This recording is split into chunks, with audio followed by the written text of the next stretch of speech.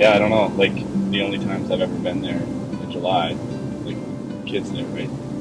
I don't know if there's ever been a year where we don't have, like, kids coming up for kids camp. Yeah, that'd be crazy. No lunch dress-ups, no campfire games, no campfires for 100 kids.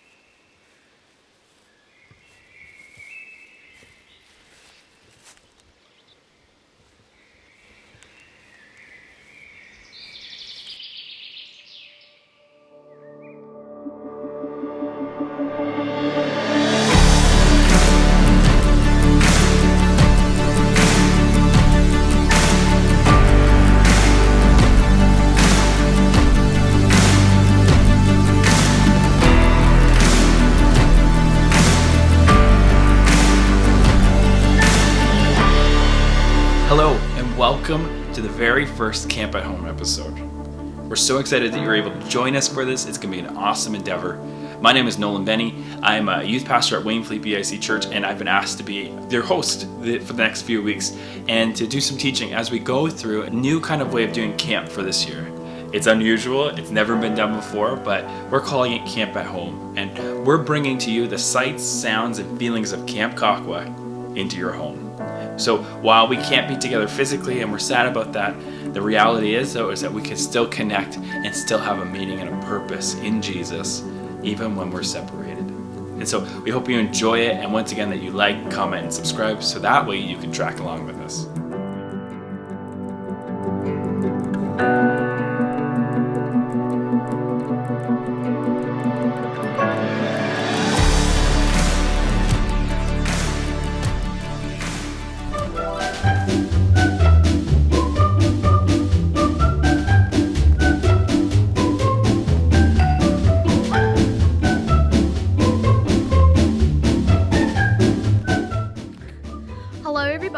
I'm Aussie Mantha, or Aunt Samantha if you know me from, I program directed the Week of Blaze last summer.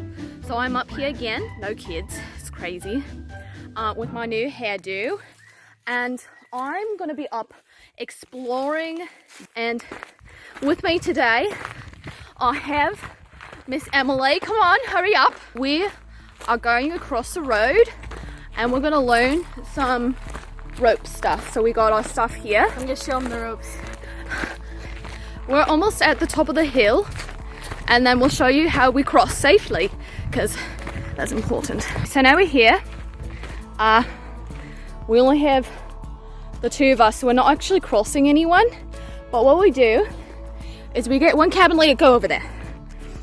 Have one cabin leader go in the middle of the road when it's safe and give the good old thumbs up saying it's clear, and then look, oh, there's nobody here. Do this. And then the kids would cross, and that's safety, kids. That's how we do it here. All right, Emily, tell us a good old story. There's a rumor that sometimes you can see some pretty scary animals up in these woods. Crikey. I've never seen one myself, but I've heard the stories. Anyone else breathing hard? No. Oh, wait, you're sitting. I forgot. No, sorry. We're almost there, Samantha. My socks and my hiking boots, you know. You need closed-toed shoes to climb. Hello. So we're here at the ropes course. There's a lot of bugs here. All right, so I think the first thing we're going to learn is, what is that? Gonna learn how to tie some ropes. Show me the rope. You can use any rope, or any sort of like ribbon, shoelace, anything. Just anything, because I know you probably don't have climbing rope. I have this really cool practice rope that's made from the same material as our ropes for. It's super cool. So we're gonna teach you how to double figure 8 knot and the stopper knot, which are two of our knots that we use every single day here at Throat Sports. So the first thing you're gonna do is fold your rope in half. So you have a loop at the top. You're gonna hold it in your, oh, did you hear that? Oh my gosh, I'm gonna see it actually so weird, it's crazy. Back to business. Back to business. As I was saying, so you're gonna take your loop in your right hand. Wait, we can't see you. You're too dark. Oh, go there. There? There. That better? Yeah. All right. You're gonna hold your loop in your right hand. You're gonna flop it over your hand, just like this. Gonna pull a little bit through there. So you have a couple inches worth of rope or ribbon or material, whatever you're using. The next thing you're gonna do close up here, Samantha. Oh. Is you're going to wrap it around the bottom, all the way around in a circle. So I'll do that one more time. Gonna wrap it around all the way in a circle. The next thing you're gonna do is take your hand out, pull that loop from the top of your rope all the way through, pull it tight. This is called the double figure 8 knot. How you know you've done it right is it's gonna look like an 8, and you're gonna have 3 sets of pairs. So 1, 2, and 3 across. Wow, the that's bottom. amazing. So after this one, you're gonna take the same piece of rope that you've already done your double figure 8. Double Figure 8 knot on. Shout out to Nate. You're gonna put your hand on it and put your thumb so it faces down, just like this. You're gonna take the other rope, you're gonna wrap it around your thumb and the rope, just like that. You're gonna do that 3 times. So that was 1, this is 2, and 3. When you're done, you're gonna take the end that you've been wrapping, and you're gonna remove your thumb, and you're gonna put the end of that rope in that hole that your thumb was in. Push it all the way through. You can replay if you need more help in practice. And then you pull that nice and tight. So now this is what our climbing rope would look like. And this knot is actually designed that the more pull there is on it when you climb, it actually gets tighter. Wow, that's wonderful. Thank you. All right, do you want to learn how to put on the harness? Yeah. You're gonna put it on like a pair of pants, through one side, through the other, and you want to pull it up so this little green circle is above your hips. So, whoa, that was scary. Pull it up as high as you can go. Then you're gonna tighten the waist as tight as you can get it. The term we use at the high ropes course is high and tight. You want it up nice and high, and you want it all tightened. We miss you very much this summer, and we can't wait to have you climb again very soon. Yeah, so thank you for learning with me, and I hope you have fun and you are reminded of how much you enjoy camp and the outdoors. Oh! There was a black fly on my glasses. Aussie Mantha signing off.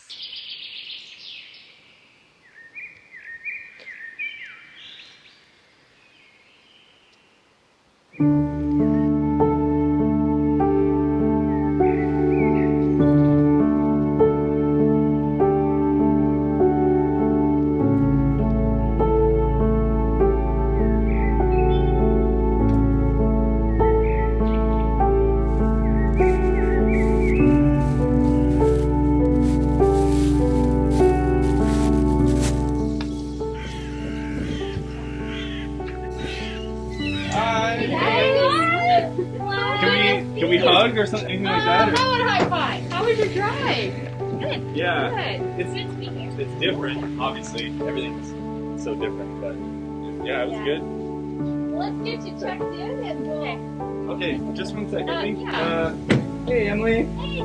Hey. Hi. Good. You can put your stuff in City Hall while I register Hope and Kenny. Bye, guys. Yeah.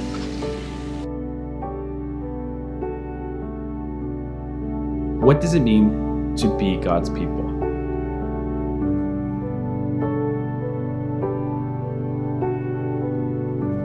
What does it mean to be the church? What does it mean to follow Jesus when sometimes it seems very uncertain?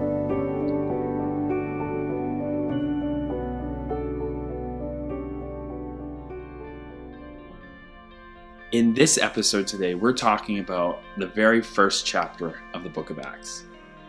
Now, while we find ourselves apart and and not physically together, we're able to stream to you live into your house, and that's an amazing, amazing thing that God's allowed us to have, this piece of technology, and He's given us the ability to do these kinds of things, and so we don't want to take that for granted. But the reality is some of us are sad that we're not physically together this summer at camp.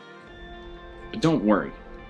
See, there's this story in the book of Acts, and this is what we're going to talk about for the next few weeks, is the story of our ancestors of faith and their journey through an uncertain time. In the very first chapter of the book of Acts, though, something very unique happens. Our ancestors find themselves in an uncertain situation. Now, let me give you a little backstory for those of you who don't know what this is. The book of Acts is basically just a book inside of another book. It's kind of like a story within a story. So the Bible is the main story. It has all these different books in it, other little stories even. And the book of Acts is just one of those stories. And the book of Acts is specifically records the acts of the apostles. So those are the people who followed Jesus. They were called his disciples while he was with them. And then after he leaves, they are given a new title of apostle. And so we find our friends, our ancestors, in a situation basically where Jesus has resurrected from the dead, and he's hung out with them for quite a few days. And now all of a sudden he's leaving. In the blink of an eye, what seemed like a blink of an eye at least to them, Jesus was gone. And I don't know about you, but I kind of feel like that's maybe where we find ourselves today. In the blink of an eye, everything has changed. And so we want to journey together and learn from the example of our ancestors and how they wrestled and struggled with this whole new uncertain situation that they found themselves in. So let's jump in. So the passage that I want to look at for today from the first chapter of the book of Acts is basically, it's verse 9. So it says this: after he said this, he was taken up before their very eyes, and a cloud hid him from their sight. They were looking up intently into the sky as he was going. Then suddenly 2 men dressed in white stood beside them.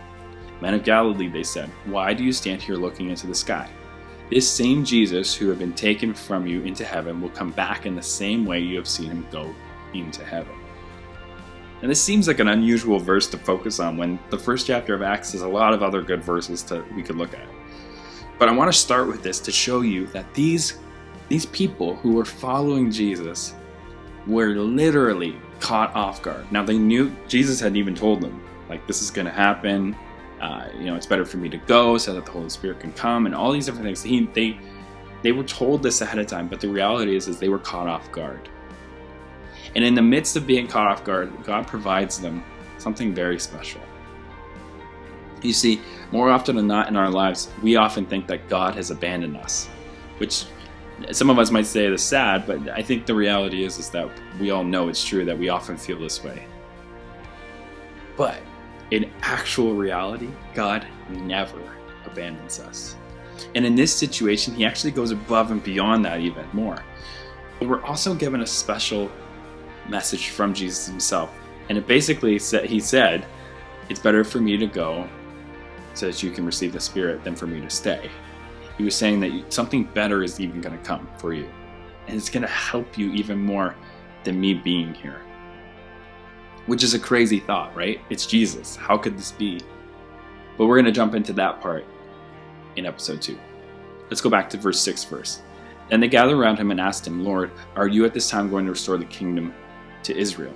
And then Jesus says in verse 7, it is not for you to know the times or the dates the Father has set in his own authority. That's crazy, right? Basically, Jesus is saying to his disciples, who are kind of saying like, okay, it's time, let's do this, let's get this, let's go. Jesus says to them, you don't need to know these things.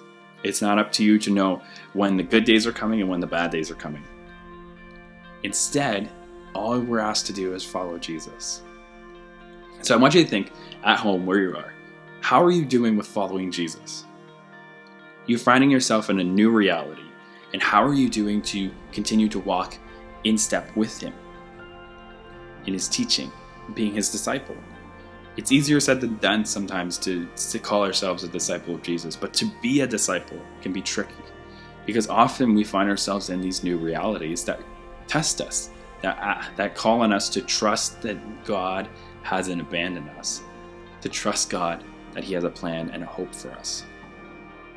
See, the best part about the verses we read before in verse 10 was that, and 11, is that we're given the hope that the very same Jesus who left this earth will be returning to this earth. And so take heart wherever you're at, that while this situation we find ourselves in is uncertain, there is a hope that lasts eternally. The one who left will be returning.